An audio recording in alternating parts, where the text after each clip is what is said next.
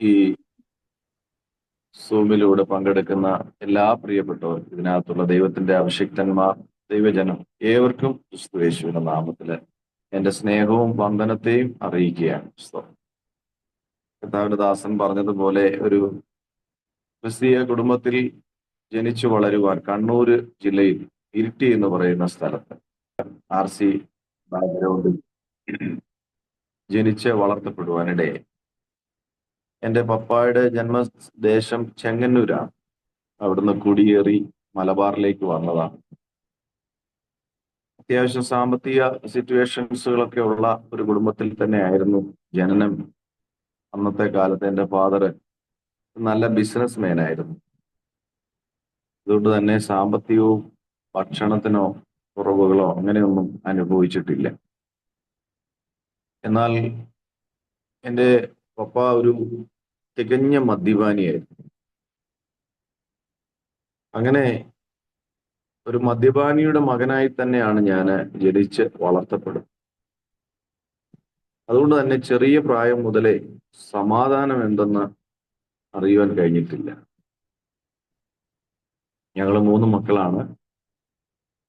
എൻ്റെ മമ്മിയാണ് ആദ്യം വിശ്വാസത്തിലേക്ക് കടന്നു വരുന്നത്. അങ്ങനെ ആരംഭകാലം മുതലേ ഒത്തിരി വേദനകളും പ്രതിസന്ധികളും. അദ്ദേഹം മദ്യപിച്ചു കഴിഞ്ഞാൽ ആള് വേറെയായി മാറും. ഉപദ്രവവും അങ്ങനെയുള്ള വലിയ പ്രതിസന്ധിയിലൂടെയാണ് എൻ്റെ കൊച്ചുകാലം. വീട്ടില് ഞങ്ങൾക്ക് ധാരാളം സ്ഥലവും കശുമാവും തോട്ടങ്ങളും ഒക്കെ ആയിരുന്നു കൂടുതൽ. റബ്ബർ, കശുമാവ്.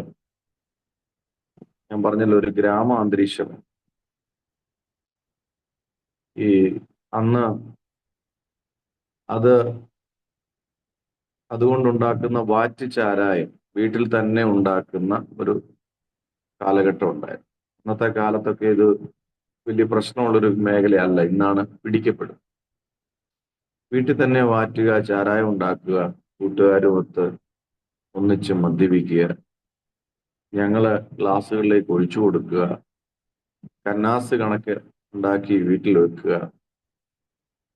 ലക്ഷക്കണക്കിന് രൂപ അന്നേ കൈകളിൽ വരും. പക്ഷെ അത് ഒറ്റ ദിവസം കൊണ്ട് അടിച്ച് പൊട്ടിച്ച് തീർക്കുക. ഇതായിരുന്നു എൻ്റെ ഫാദറിന്റെ ലൈഫ്. ധാരാളം കൂട്ടുകാരുണ്ടായിരുന്നു, എല്ലാവരും മദ്യപാനികൾ.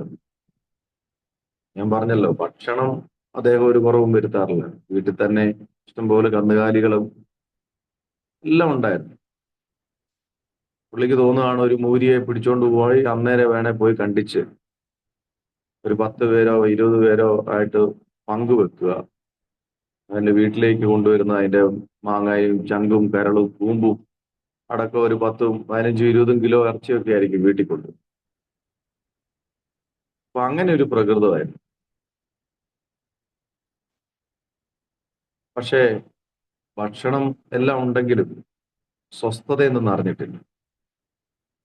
രാത്രികളിൽ ഭയത്തോടെ അല്ലാണ്ട് കിടക്കാൻ കഴിയില്ല. എൻ്റെ മമ്മിക്കിട്ട് എപ്പോഴാ അടിക്കുന്നത്, ഞങ്ങളെ എപ്പോഴാ അടിക്കുന്നത് എന്നുള്ള ഭയം. അങ്ങനെ ചെറുപ്രായത്തിലെ തന്നെ അപ്പനോടുള്ള വിരക്തി വർദ്ധിച്ചു. 10ാം ക്ലാസ്സൊക്കെ ആയപ്പോഴത്തേക്ക് എൻ്റെ സ്കൂൾ വിദ്യാഭ്യാസ കാലത്ത് തന്നെ 10ാം class SSLC exam, final exam എഴുതാൻ പോകുന്നത് രാത്രി അന്ന് തലേന്ന് വന്ന് അടിച്ച് പറിച്ച് ഞങ്ങൾ വെള്ളം ഉണ്ടാക്കി ഓടി. പലപ്പോഴും രാത്രികളിൽ ഈ കശുമാവൻ തോട്ടത്തിലാണ് അഭയം പ്രാപിക്കുന്നത്. അദ്ദേഹം മദ്യം കഴിച്ചു കഴിഞ്ഞാൽ ഞാൻ പറഞ്ഞില്ലേ, വേറൊരാളാ, പൈശാചികതയാണ്. കത്തിയെടുക്കുക, വെട്ടുക, കോടാലി എടുക്കുക, ഇങ്ങനൊരു വേറൊരു പ്രകൃതമായി മാറും. പലപ്പോഴും രാത്രികളിൽ അഭയം പ്രാപിച്ചത് ഈ കശുമാവൻ തോട്ടങ്ങളിലൊക്കെയാണ്. ഈ SSLCയുടെ ഫൈനൽ എക്സാം എഴുതുന്നതിന്റെ തലേന്ന് കശുമാവൻ തോട്ടത്തിൽ പോയി അഭയം പ്രാപിച്ച് അവിടുന്നാണ് രാവിലെ വന്ന് എക്സാം എഴുതാൻ പോകും. അത്രയ്ക്കും പ്രതിസന്ധികൾ. മമ്മി ഞങ്ങൾ 3 മക്കളുമായി ആത്മഹത്യ ചെയ്യാൻ പലവട്ടം തീരുമാനിച്ചു. ഞാൻ തന്നെ ജീവിതം വേണ്ട എന്ന് വെച്ച് ഇനി മുന്നോട്ട് പോകണ്ട എന്ന് തീരുമാനിച്ച വേള. അവിടെ എല്ലാം കർത്താവിന്റെ കരം കൂടെ ഉണ്ടായിരുന്നു. ഞാൻ ദൈവത്തെ സ്തുതിക്കും. അങ്ങനെ 10ാം ക്ലാസ്സിലൊക്കെ ആയപ്പം എൻ്റെ ഹൃദയത്തിനകത്ത് ഭയങ്കര വിദ്വേഷമായി അപ്പനോട്. ഞാൻ മനസ്സിൽ തീരുമാനിച്ചു, അപ്പനെ കൊല്ലുക. എൻ്റെ അമ്മയും എൻ്റെ സഹോദരനും സഹോദരിയും അവരെങ്കിലും സമാധാനത്തോടെ ജീവിക്കുമല്ലോ, ഞാൻ ജയിലിൽ പോയി കിടന്നോണം. ആ ചിന്തയിലേക്ക് ഞാൻ എത്തി. എങ്ങനെ വകവരുത്തണം എന്ന് പോലും ഉള്ള ചിന്തകളായി 10ാം ക്ലാസ്സിൽ പഠിക്കുമ്പോൾ തുടങ്ങി. അങ്ങനെ ഒരു മനസ്സുമായിട്ടാണ് പിന്നീട് ഞാൻ മുന്നോട്ട് പോകുന്നത്. ചുരുക്കി പറയാം, എന്നോട് ഞാനൊരു വലിയ സഭയുടെ അംഗമാണ്. അറബി അസംബ്ലീസ് ഓഫ് ഗോഡ് സഭ എന്ന് പറഞ്ഞാൽ വലിയൊരു ചർച്ച. അവിടെ ധാരാളം പ്രവാചകന്മാരും ശുശ്രൂഷകരും ഒക്കെ കടന്നു വരുമ്പോൾ എൻ്റെ തലയിൽ കൈവച്ച് എന്നും ദൂത് പറയും, ഞാൻ നിന്നെ എൻ്റെ വേലയ്ക്കായി കണ്ടിരിക്കുന്നു. അന്നത്തെ കാലമല്ലേ, സൺഡേ സ്കൂളിന് പോലും മര്യാദയ്ക്ക് പോകാത്ത കാലം. ഞാൻ എൻ്റെ ഹൃദയത്തിൽ പറയും, ഞാൻ നിന്നെയും കണ്ടിരിക്കുന്നു. അങ്ങനെയൊക്കെ പോകുന്ന ഒരു കാലഘട്ടമായിരുന്നു. ദൂതിനെയൊക്കെ ഉച്ചത്തോടും അവജ്ഞയോടും തള്ളിക്കളഞ്ഞു. ദൈവശബ്ദത്തെ തള്ളിക്കളഞ്ഞു. അതിനൊന്നും കീഴ്പ്പെടാതെ അംഗീകരിക്കാതെ പോയൊരു കാലഘട്ടം. അതാ സിറ്റുവേഷൻ അതായിരുന്നു. അങ്ങനെ സുവിശേഷ വേല ഒരിക്കലും ചെയ്യത്തില്ലെന്ന് പറഞ്ഞ ഒരാളാണ് ഞാൻ. ഒരു കാലഘട്ടത്തിലും സുവിശേഷ വേലയ്ക്ക് ഞാൻ തയ്യാറല്ലായിരുന്നു. എനിക്ക് അധികം പഠിക്കുവാൻ കഴിഞ്ഞില്ല ഈ സാഹചര്യങ്ങൾ കൊണ്ട്. എൻ്റെ പപ്പായുടെ പെങ്ങന്മാരായ രണ്ടുപേരും അന്നേ കുവൈറ്റിലുണ്ട്. ഞാൻ ആന്റിക്ക് അന്ന് കത്തയക്കുമായിരുന്നു, ആന്റി എന്നെ എങ്ങനെയെങ്കിലും ഒന്ന് കുവൈറ്റിൽ കൊണ്ടുപോകണം, എനിക്കൊരു ജോലി വാങ്ങിത്തരണം. അപ്പൊ എന്നോട് പറഞ്ഞേടാ, നീ എന്തെങ്കിലും പഠിക്കാതെ ഇവിടെ എങ്ങനെ കൊണ്ടുവരാനാ, നീ എന്തെങ്കിലും ഒരു കോഴ്സോ എന്തെങ്കിലും ഒന്ന് ചെയ്യും. ഞാൻ എന്നാ വിചാരിച്ച് ഡ്രൈവിംഗ് പഠിച്ചിട്ട് ഒരു ഡ്രൈവറായിട്ടെങ്കിലും അവിടെ പോവാം. അതിന് പഠിക്കാൻ പോയി. എന്ത് നോക്കിയിട്ടും ലൈസൻസ് എടുക്കാൻ എനിക്ക് പറ്റുന്നില്ല, പരാജയപ്പെട്ടു പോകും. ഞാൻ ചെയ്യുന്ന എല്ലാം ഫെയിലായി പോകും. ഞാൻ ബിസിനസ് ചെയ്യാൻ നോക്കി പരാജയപ്പെടുക. ഞാൻ എന്തിനും പോകുന്നു അതെല്ലാം പരാജയം. ഞാൻ തന്നെ അസ്വസ്ഥനായി. ഞാനിനി എന്ത് ചെയ്യണം? ഒരു രാത്രി ഞാൻ കിടന്നുറങ്ങുമ്പോൾ എൻ്റെ പേര് വിളിക്കുകയാണ്. ഞാൻ ചാടി എഴുന്നേറ്റു. എന്നെ മമ്മിയോ പപ്പയോ എന്നെ സഹോദരനോ ആരെങ്കിലും വിളിച്ചോ എന്ന് ചിന്തിച്ച് ഞാൻ ചുറ്റും നോക്കി, ആരെയും കണ്ടില്ല. എല്ലാവരും നല്ല ഉറക്കത്തിലാണ്. ഞാൻ വീണ്ടും കിടന്നുറങ്ങി. വീണ്ടും അതേ ശബ്ദം, ബിജുവേ ബിജുവേ, എൻ്റെ പേര് വിളിക്കും. ഞാന് ശരിക്കും എന്തോ എന്ന് വിളി കേട്ടു. അപ്പൊ എന്നോട് ദൈവത്തിന്റെ ആത്മാവ് പറഞ്ഞൊരു ശബ്ദം, ജിനു ജോർജ് കേട്ടതുപോലെ റെക്കോർഡ് ചെയ്ത ശബ്ദമല്ല കേട്ടോ, എൻ്റെ അന്തരാത്മാവിലാവുക. ദൈവശബ്ദം കേൾക്കുക എന്ന് പറഞ്ഞാൽ കബളിപ്പിക്കപ്പെടരുത്, അങ്ങനെ റെക്കോർഡ് ചെയ്യാനൊന്നും പറ്റത്തില്ല. ദൈവശബ്ദം അന്തരാത്മാവിൽ നാം അനുഭവിക്കുന്ന ഒന്നാണ്. മറ്റാർക്കും അത് കേൾക്കാൻ കഴിയില്ല. നമ്മുടെ ജനങ്ങൾ വിഡ്ഢികളാകുക. മറ്റാർക്കും അത് കേൾക്കാൻ പറ്റില്ല, എനിക്ക് മാത്രമേ കേൾക്കാൻ പറ്റൂ. അതെന്റെ അന്തരാത്മാവിലാണ്, ഞാൻ അത് അനുഭവിക്കുകയാണ്, ഞാൻ അറിയുകയാണ്. എന്നോട് പറഞ്ഞു, നീ ലോകത്തിന്റെ ഏത് ദിക്കിൽ പോയാലും അവിടെ നിന്ന് വിളിച്ച് എന്റെ വേലയ്ക്കാക്കുന്ന കർത്താവാണ് ഞാൻ. ഇതാണ് ഞാൻ കേട്ട ശബ്ദം. ഇന്നും എനിക്ക് നല്ല ഓർമ്മയുണ്ട്. 28 വർഷങ്ങൾ പിന്നിട്ടു. എൻ്റെ ഒരു അങ്കിള് അന്ന് ബൈബിൾ കോളേജിൽ ഡീന. എന്നെ പലവട്ടം വിളിച്ചിട്ടുണ്ട്, ബിജു ബാ ബൈബിൾ കോളേജ് വാ, വചനം പഠിക്കും. നീ പാസ്റ്റർ ഒന്നും ആണ്ട, നീ വന്ന് വചനം പഠിക്കുന്നു പറഞ്ഞു പോലും എന്നെ വിളിച്ചു. ഞാൻ പറഞ്ഞു, എനിക്ക് പാസ്റ്റർ ആകണ്ട, എനിക്ക് വചനവും പഠിക്കണ്ട എന്ന് പറഞ്ഞ് പുച്ഛിച്ച് തള്ളിയിടത്ത് നിങ്ങൾ വിശ്വസിക്കുമോ? ഒരു സെമസ്റ്റർ കഴിഞ്ഞിരുന്നു.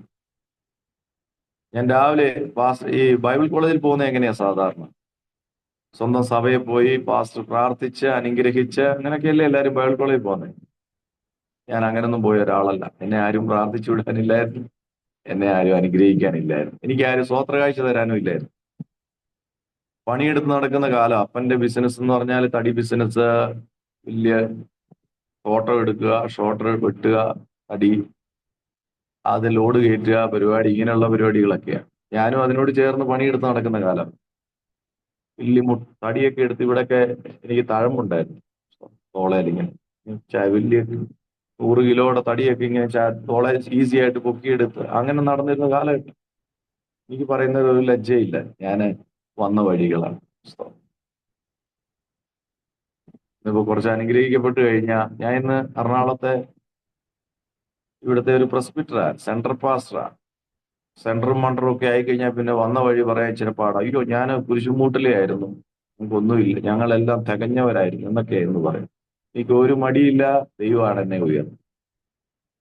ഞാൻ വന്ന വഴികൾ ഓർക്കും, നന്ദിയോടെ ഓർക്കും. അങ്ങനെയുള്ള കാലഘട്ടത്തിൽ നിന്ന് ബൈബിൾ കോളേജ് ഞാൻ രാവിലെ എഴുന്നേറ്റിട്ട് ഞാൻ വീട്ടിൽ പറയാം, ഞാൻ ബൈബിൾ കോളേജിൽ പോവാ. ഞാൻ എൻ്റെ അങ്കിളിനെ വിളിച്ചിട്ട് പറയാം, ഞാൻ അങ്ങോട്ട് വരുവാ. നിങ്ങൾ പറഞ്ഞ എടാ 6 മാസം കഴിഞ്ഞു. ഞാൻ പറഞ്ഞു അതൊന്നും എനിക്കറിയത്തില്ല, ഞാൻ വരുവാ. ഒരു ബാഗ് എടുത്തു, ആകപ്പാടെയുള്ള ഒരു നല്ല ഡ്രസ്സ്, ബാക്കിയെല്ലാം കൂടെ ഞാൻ ഇങ്ങനെ ഇപ്പോഴും ഓർക്കുന്നു. ഇങ്ങനെ തേച്ച് മടക്കിയതൊന്നുമല്ല, ഇങ്ങനെ വാരി എടുത്ത് അതിനകത്തേക്ക് ഇട്ട് ഞാൻ ഒരു വണ്ടി കയറി ആ ബൈബിൾ കോളേജിലെത്തും. IPCയുടെ ആണ്, Malabar Philadelphia bible college, Nilambur എടക്കരയിലുള്ള ബൈബിൾ. 1994 അവിടെ ചെന്ന് ആദ്യം ചെന്നപ്പോൾ എനിക്ക് ഭയങ്കര അസ്വസ്ഥത. ഞാൻ അഭിഷേകം പ്രാപിച്ചിട്ടില്ല. ഇവരെല്ലാം ഭയങ്കര നൂറേ നൂറേന്ന് ആരാധിക്കുക. എനിക്ക് സപ്പോർട്ട് ആരുമില്ല, 1 രൂപ തരാൻ ആരുമില്ല. എൻ്റെ അപ്പൻ മദ്യപിച്ച് ഇങ്ങനെ നടക്കുന്നു, ഭയങ്കര എതിരാണ്. ഞാൻ ബൈബിൾ കോളേജിലൂടെ പോയെന്ന് അറിഞ്ഞതോടുകൂടെ എന്നെ ഭയങ്കര എതിരായി. എനിക്ക് ഞാൻ സഭയോട് പറഞ്ഞിട്ടില്ല, സഭയോട് ചോദിച്ചിട്ടല്ല പോയേക്കുന്നത്. അതുകൊണ്ട് എനിക്ക് സഭാ സപ്പോർട്ടില്ല. പിന്നെ എനിക്ക് വിദേശങ്ങളിൽ ആരും എന്നെ സഹായിക്കാനില്ല, അന്നുമില്ല ഇന്നുമില്ല. അങ്ങനെ ഈ ബൈബിൾ കോളേജ് ചെന്നു. ഇവരൊക്കെ ഇങ്ങനെ അഭിഷേകത്തിൽ അന്യഭാഷ പറഞ്ഞപ്പോ ഞാൻ കർത്താവിനോട് ചോദിച്ചു, കർത്താവേ, ഇതെന്ത് ഇവരീ പറയുന്നത്, ഇതുള്ളതാണോ, എനിക്കൂടെ തരണം. ഞാൻ ഒരു ചാപ്പൽ സർവീസിലിരിക്കുമ്പോ, സ്തോത്രം, ദൈവത്തിന്റെ ആത്മാവ് എന്നെ കുറവുകളെ കാണിച്ചു തരികയാണ്. ഞാനൊരു എൻ്റെ ഒരു കുടുംബമായിട്ടുള്ള ഒരു ഇഷ്യൂ വർഷങ്ങൾക്ക് മുമ്പ് നടന്നതാണ്. എന്നെ പരിശുദ്ധാത്മാവ് അത് കാണിച്ചു തന്നിട്ട് പറയാം, നീ പോയി നിരപ്പ് പ്രാപിച്ചിട്ട് വരാം, എന്നാ ഞാൻ എൻ്റെ ആത്മാവിനെ നിനക്ക് തരാമെന്ന്. ഞാൻ തിരികെ എൻ്റെ ദേശത്ത് വന്ന് ഞാൻ ആ വീട്ടിൽ ചെന്ന് അവരോട് ഞാൻ പറഞ്ഞു, ഞാൻ ഇതുപോലെ ബൈബിൾ കോളേജിൽ പോയി, എനിക്ക് അഭിഷേകം പ്രാപിക്കണം. അന്ന് നമ്മൾ സംഭവിച്ച വാക്കുകളിൽ ഒന്നും എന്റെ വേദനിപ്പിച്ചതിനോട് എന്നോട് ക്ഷമിക്കണമെന്ന്. അവർ പറഞ്ഞു അതൊക്കെ എന്നേ പോയ കാര്യമാണ്. പക്ഷെ എന്നോട് പറഞ്ഞു, ദൈവാത്മാവ് എന്നെ വിട്ടിരിക്കുകയാണ്, എന്നോട് ദൈവനാമത്തിൽ ക്ഷമിക്കണം. ഇതും കഴിഞ്ഞേച്ച് ഞാൻ തിരികെ ചാപ്പൽ സർവീസ് ചെന്നു. ആദ്യത്തെ ചാപ്പൽ സർവീസ് തന്നെ ഞാൻ അഭിഷേകം പ്രാപിക്കുകയാണ്. 2 മണിക്കൂർ ഞാൻ അന്യഭാഷയിൽ ഒരേപോലെ ആരാധിച്ചു. ബൈബിൾ കോളേജിലെ ജീവിതം, ഒരു ബുക്ക് മേടിക്കണമെങ്കിൽ എൻ്റെ കയ്യിലൊന്നുമില്ല. ഞാൻ ആരോട് ചോദിക്കാനാണ്? എൻ്റെ കൂടെ പഠിക്കുന്ന ഒരു അച്ചായൻ, അദ്ദേഹത്തിന് തോട്ടങ്ങളുണ്ടായിരുന്നു. ഞാൻ എല്ലാ ശനിയാഴ്ചകളിലും അദ്ദേഹത്തോടൊപ്പം ഈ തോട്ടത്തിൽ പോയി തെങ്ങും കവുങ്ങും ഒക്കെയാ, അതേ കയറി ഈ തേങ്ങ ഇട്ട് കൊടുക്കും, ഈ കവുങ്ങ കയറി അതിന്റെ അടക്ക പറിച്ചു കൊടുക്കും. അതിൽ നിന്നൊരു നന്മ അദ്ദേഹം തരും. ഒറ്റ ഷർട്ടായിരുന്നു എനിക്ക് 1 വർഷത്തേക്ക് ഇടാനുണ്ടായിരുന്നു. ഞാൻ എല്ലാ ദിവസവും അത് കഴുകി തേച്ച്, ഇന്ന് എനിക്ക് ഓർമ്മയുണ്ട്, ഏകദേശം ഒരു നീല ഷർട്ട്. അതിനുശേഷം പിന്നെ ആരോ ഒരു ഷർട്ടൊക്കെ തന്നാണ്. ആദ്യത്തെ 1 വർഷം ഒത്തിരി കഷ്ടപ്പെട്ടു. ഈ തെങ്ങും കവുങ്ങും ഒക്കെ കയറി അതിൽ നിന്ന് ലഭിക്കുന്ന നന്മ കൊണ്ടാണ് ഞാൻ ബുക്കൊക്കെ മേടിച്ചത്. അങ്ങനെ ഫീസൊന്നും അന്നില്ലായിരുന്നു. ഞാൻ ആദ്യത്തെ 1 സെമസ്റ്റർ, 2ാം സെമസ്റ്റർ ഞാൻ പഠിക്കുമ്പോൾ 1ാം സെമസ്റ്ററും കൂടെ പഠിക്കണം, അത് എഴുതിയെടുക്കണം. ദൈവം എനിക്ക് കൃപ തന്നു. 1ാം സെമസ്റ്റർ എഴുതിയെടുത്തു. 2ാം സെമസ്റ്ററിൽ അതും എഴുതി. 2 വർഷത്തെ കോഴ്സ് കഴിഞ്ഞപ്പോൾ കർത്താവിന്റെ കൃപയാൽ അവിടുത്തെ ഗ്രാജുവേഷൻ സ്പീക്കർ ഞാനായിരുന്നു. ദൈവം ആ ലെവലിലേക്ക് എന്നെ 96 മുതൽ ഈ നാൾ വരെ. അന്ന് പരസ്യത്തിന് പ്രസംഗിക്കാൻ പോകുമായിരുന്നു, കൊച്ചു സ്പീക്കറുമായിട്ട്. ഇന്ന് കൃപയാൽ 6ഓ 7ഓ തവണകൾ കാസർഗോഡ് മുതൽ തിരുവനന്തപുരം വരെ കേരളത്തിലെ 14 ജില്ലകളിലൂടെ ടെമ്പോ ട്രാവലറുമായി പോയി. ഒരു പിക്കപ്പ് വണ്ടിക്കകത്ത് സ്റ്റേജെല്ലാം കെട്ടി കേരളം മുഴുവൻ പോയി. 2021 ലാസ്റ്റിൽ ഞങ്ങൾ 3 പേര് സൈക്കിൾ ചവിട്ടി കേരളത്തിലെ 14 ജില്ലകളിലൂടെ സുവിശേഷവുമായി പോകാൻ ദൈവം സഹായിച്ചു. ഇത്രത്തോളം ദൈവം കൊണ്ടുവന്നു. ഒത്തിരിയുണ്ട് സാക്ഷ്യം പറയാൻ. സ്തോത്രം. ദൈവം നടത്തിയ വഴികളല്ലാതെ മറ്റൊന്നും പറയാൻ എനിക്കില്ല. ചെറിയൊരു ചിന്ത കൂടി പങ്കുവെച്ച് മെസ്സേജ് ഞാൻ അവസാനിപ്പിക്കും. അപ്പോസ്തല പ്രവൃത്തിയുടെ പുസ്തകം 3-ാം അധ്യായത്തിന്റെ 7-8 വാക്യങ്ങൾ. നസ്രയനായ യേശുക്രിസ്തുവിന്റെ നാമത്തിൽ നടക്ക എന്ന് പറഞ്ഞ് അവനെ വലം കൈക്ക് പിടിച്ച് എഴുന്നേൽപ്പിച്ചു. ക്ഷണത്തിൽ അവന്റെ കാലും നരിയാണിയും ഉറച്ച് അവൻ കുതിച്ചെഴുന്നേറ്റു നടന്നും തുള്ളിയും ദൈവത്തെ പുകഴ്ത്തിയും കൊണ്ട് അവരോടുകൂടെ ദൈവാലയത്തിൽ കടന്നു. നമുക്ക് എല്ലാവർക്കും സുപരിചിതമായ ഒരു വേദഭാഗമാണ്. എഴുന്നേറ്റ് നിൽക്കുവാൻ പത്രോസ് പറയുന്നു. പത്രോസ് ചെയ്ത അത്രയേ ഉള്ളൂ. നസ്രയനായ യേശുവിന്റെ നാമത്തിൽ എഴുന്നേറ്റ് നടക്കാം. അവിടെ ഏറ്റവും പ്രധാനമായും നടന്നത് ദൈവശക്തി അവന്റെ കാലിൽ വന്നു എന്നുള്ളതാണ്. ഇന്നത്തെ കാലത്ത് പ്രത്യേകിച്ച് ഇത് പഠിക്കേണ്ടതാണ്. ഞാൻ പറയും, ന്യൂ ജനറേഷൻ സഭകൾ വരുത്തുന്ന അപകടങ്ങൾ, നിങ്ങൾ വിദേശങ്ങളിലൊക്കെ ആയിരിക്കാം, കേരളത്തിലുള്ളവർക്കറിയാം, ഭയങ്കര അപകടകരമായ ഒരു പോക്കാണ്. അവർ സ്വയം ദൈവമാകുകയാണ്. തള്ളിപ്പറയേണ്ട ഒരു കാലഘട്ടത്തിലേക്ക് എത്തിയിരിക്കുകയാണ്. ന്യൂ ജനറേഷൻ സഭയുമായിട്ട് നമുക്കൊരു ബന്ധമില്ലെന്ന് പറയേണ്ട ഒരു കാലത്തിലേക്ക് എത്തിയിരിക്കുകയാണ്. സോഷ്യൽ മീഡിയ ഉപയോഗിക്കുന്നവർക്കറിയാം, കഴിഞ്ഞ ദിവസം ഉണ്ടായ ടിനു ജോർജുമായിട്ടുള്ള ബന്ധത്തിലുണ്ടായത് ഒരു നാണംകേടാവുകയാണ്. സത്യസന്ധമായിട്ട് ഞാൻ സിൻസിയർ ആയിട്ടുള്ളത്, ഒരു ദൈവദാസന് ദൈവമാകാൻ പറ്റില്ല. ദൈവദാസൻ ചെയ്യേണ്ട പ്രവൃത്തികൾ ജസ്റ്റ് നമുക്ക് നൽകിയ അധികാരത്തിന്റെ പ്രാർത്ഥന.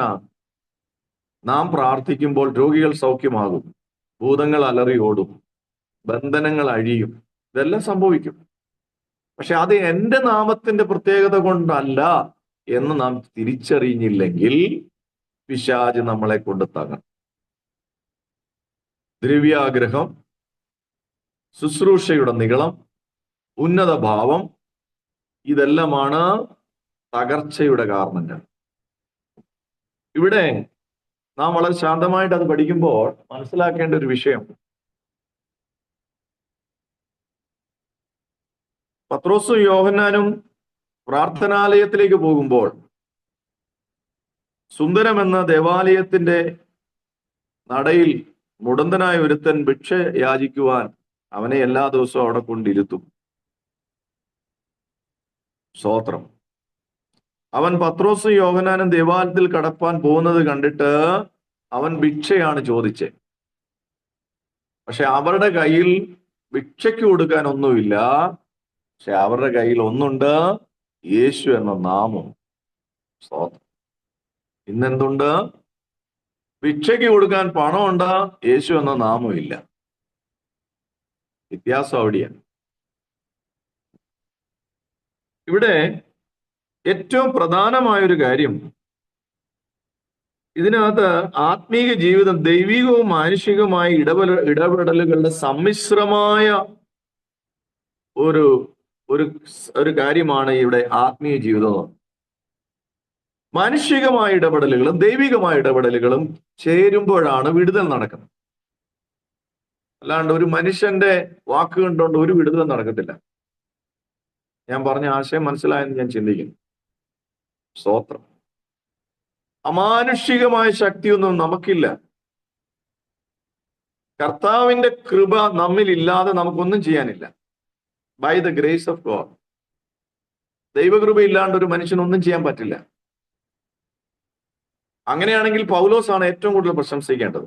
3-ാം സ്വർഗത്തോളം എടുക്കപ്പെട്ടവൻ, വെളിപ്പാടിന്റെ ആധിക്യത്തിൽ ജീവിച്ചവൻ, ഇത്രയും ഭാഷകൾ കൈകാര്യം ചെയ്യാൻ കഴിവുള്ളവൻ, 14 ലേഖനങ്ങൾ പുതിയ നിയമത്തിൽ സംഭാവന നൽകിയവൻ, 3 മിഷണറി യാത്ര ചെയ്തവൻ, ജാതികളുടെ അപ്പോസ്തലൻ എന്ന പേരിൽ അറിയപ്പെട്ടവൻ, എത്രയോ സഭകളുടെ സ്ഥാപകൻ, ആയിരക്കണക്കിന് വിശ്വാസികളെ നേടിയവൻ. അവൻ പറയുന്നത്, ഞാൻ ആയിരിക്കുന്ന ദൈവകൃപയാൽ അത്രേ. പൗലോസിനെ പോലെ പ്രസംഗിക്കാൻ കഴിവുള്ളവരൊന്നും ആരുമില്ലല്ലോ. സ്തോത്രം. പുള്ളി പറയുന്നത്, ഞാൻ ആയിരിക്കുന്നത് ദൈവകൃപയാലാണ്. കഴിവിൽ പ്രശംസിക്കുന്നവനെ അല്ല യഥാർത്ഥ ശുശ്രൂഷകൻ. കർത്താവിന്റെ കൃപയ്ക്കകത്ത് ആമേൻ സന്തോഷിക്കുന്നവനാണ് യഥാർത്ഥ ശുശ്രൂഷ. സ്തോത്രം. തിരിച്ചറിയണം ഈ കാലം. ജനം തിരിച്ചറിയണം. കള്ള അപ്പോസ്തലന്മാരെ തിരിച്ചറിയണം. അപ്പോസ്തലനായ പൗലോസ് തന്റെ അപ്പോസ്തോലിത്വത്തെ ചോദ്യം ചെയ്തപ്പോഴാ പറഞ്ഞത്, ഞാനും അപ്പോസ്തോലനാണെന്ന്. വചനം പഠിച്ചു നോക്കും. തന്റെ അപ്പോസ്തോലിത്വത്തെ ചോദ്യം ചെയ്തവരോടാ പറഞ്ഞത്. അല്ലാണ്ട് എന്നും ഇങ്ങനെ എഴുന്നേറ്റ് പറയല്ലായിരുന്നു, ഞാൻ അപ്പോസ്തോലൻ, ഞാൻ അപ്പോസ്തോലൻ. എന്തോ അപ്പോസ്തോലൻ? ആരാണ് അപ്പോസ്തോലൻ? അയക്കപ്പെട്ടവനായിരിക്കണം. സ്വന്തം ദേശം വിട്ടിട്ട് മറ്റൊരു ദേശത്ത് പോയി പ്രവർത്തിക്കുന്നവനായിരിക്കണം. കൃപാവര പ്രാപ്തനായിരിക്കണം. സ്തോത്രം. വിശുദ്ധ ജീവിതം നയിക്കുന്നവനായിരിക്കണം. അല്ലാണ്ട് അപ്പോസ്തോലൻ അപ്പോസ്തോലൻ എന്ന് പറഞ്ഞാൽ അപ്പോസ്തോലനാകുന്നില്ല. ആമേൻ. ഈ പ്രഭാതത്തിൽ ഇന്നിന്റെ കാലത്ത് യേശുക്രിസ്തുവിന്റെ നാമത്തിൽ നടക്കുന്ന വീര്യപ്രവർത്തികളെ സ്വന്തം പേരിലേക്ക് ചേർക്കേണ്ടവരല്ല ഞാനും നിങ്ങളും. അതിന്റെ മഹത്വം മുഴുവനും എന്റെ യേശുവിന് പോണം. Thank you holy spirit. അത് താഴെ ഭാഗത്ത് നമ്മൾ വായിക്കുന്നുണ്ട്. ഇതിങ്കിൽ ആശ്ചര്യപ്പെടുന്നത് എന്ത്? ഞങ്ങളല്ല ഇത് ചെയ്തതെന്ന് അപ്പോസ്തലൻ വ്യക്തമാക്കുന്നുണ്ട്. സ്തോത്രം. ഞങ്ങളുടെ സ്വന്തം ശക്തി കൊണ്ടോ ഒന്നും ചെയ്തതല്ല എന്ന് അദ്ദേഹം തീർത്തും പറയുക. ഇവിടെ താൻ ചെയ്ത ഒറ്റ കാര്യമേ ഉള്ളൂ. അപ്പോസ്തലൻ ചെയ്ത ഒറ്റ കാര്യമേ ഉള്ളൂ. യേശുവിന്റെ നാമം, നസ്രനായ യേശുവിന്റെ നാമത്തിൽ എഴുന്നേറ്റ് നടക്കുക എന്ന് പറഞ്ഞ് അവന്റെ കൈ പിടിച്ച് എഴുന്നേൽപ്പിച്ചു. അവനെ ഒന്ന് സഹായിച്ചു.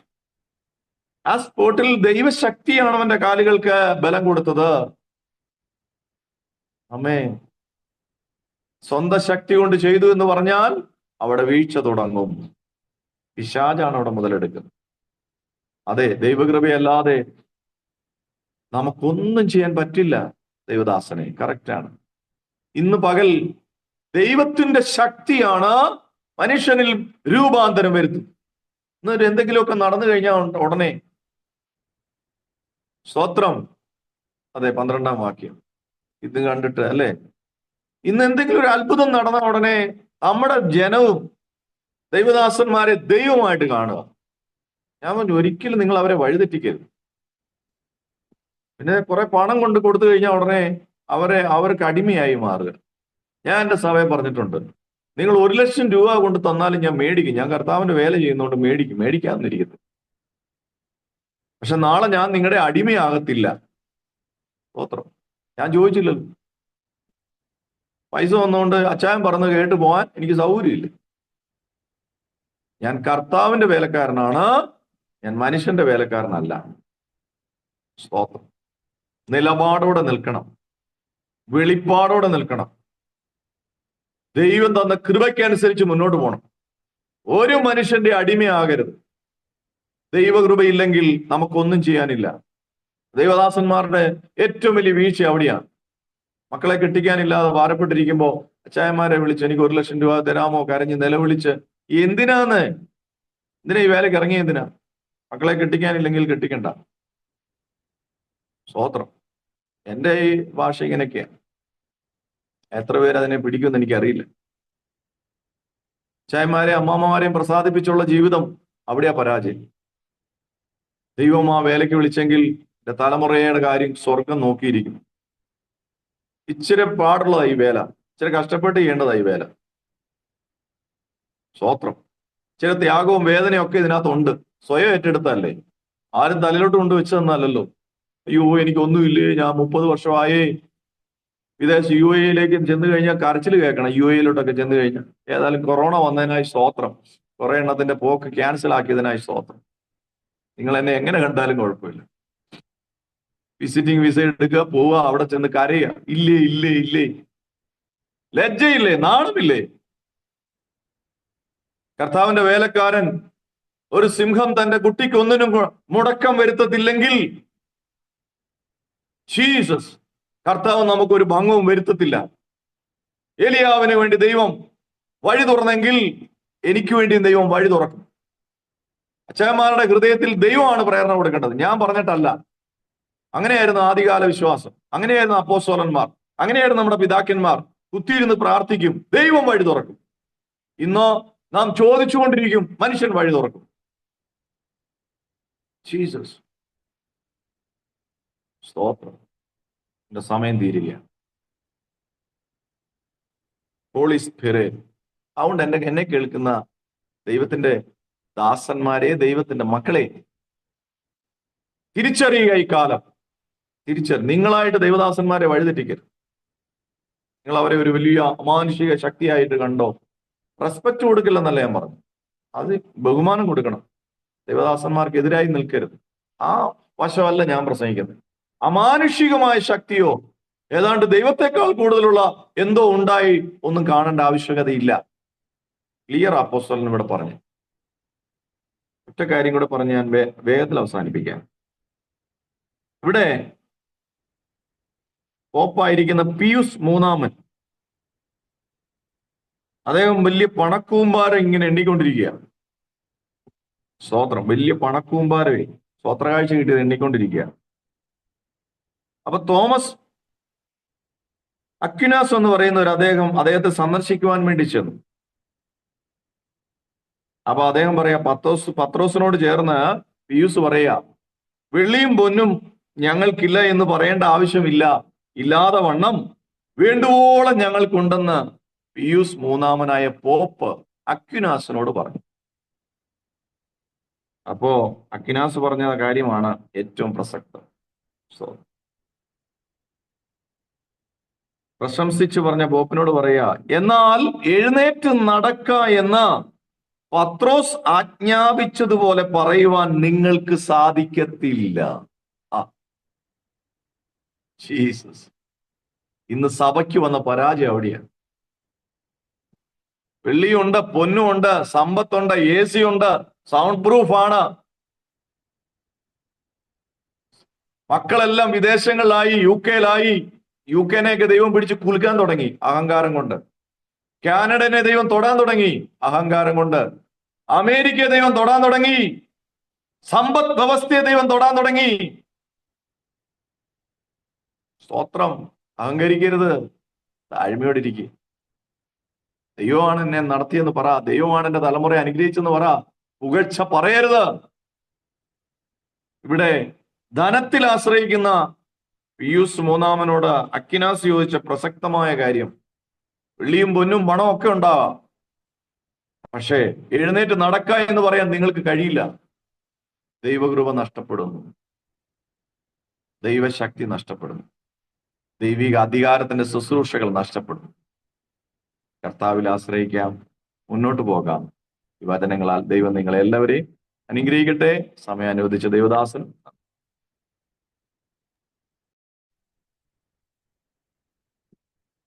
അനുഗ്രഹീതമായ നല്ല സാക്ഷ്യവും തിരുവചനവും ശ്രവിക്കുവാനായിട്ട് കർത്താവ് നമ്മളെ സഹായിച്ചുവല്ലോ. കർത്താവിന്റെ ദാസനെ ഓർത്ത് പ്രാർത്ഥിക്കുക, തന്റെ ശുശ്രൂഷകളെ ഓർത്ത് പ്രാർത്ഥിക്കുക. തന്റെ കുടുംബത്തിലുള്ളവരെല്ലാവരും വിശ്വാസത്തിലേക്ക് കടന്നു വരുവാൻ കർത്താവിന്റെ സന്നിധിയെ നമുക്ക് പ്രാർത്ഥിക്കാം. തന്റെ ശുശ്രൂഷാ മണ്ഡലങ്ങളിൽ നമുക്ക് ഓർത്ത് പ്രാർത്ഥിക്കാം. വിശേഷിയാൽ താൻ പരസ്യത്തിൽ അധികമായി പ്രശോഭിക്കുന്ന ഒരു വ്യക്തിയാണ്. നമുക്ക് പ്രാർത്ഥിക്കാം.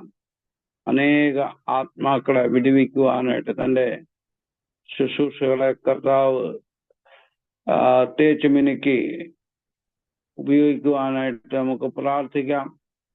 നമുക്കെല്ലാവരും ഓർത്ത് പ്രാർത്ഥിക്കുമ്പോൾ തിരുവചന ശുശ്രൂഷയെയും അതുപോലെ തന്നെ വചനം ശുശ്രൂഷയായ കർത്താവിന്റെ ദാസനെ എല്ലാവരും ഓർത്ത് പ്രാർത്ഥിക്കുന്ന സമയത്ത് നമ്മുടെ മധ്യേ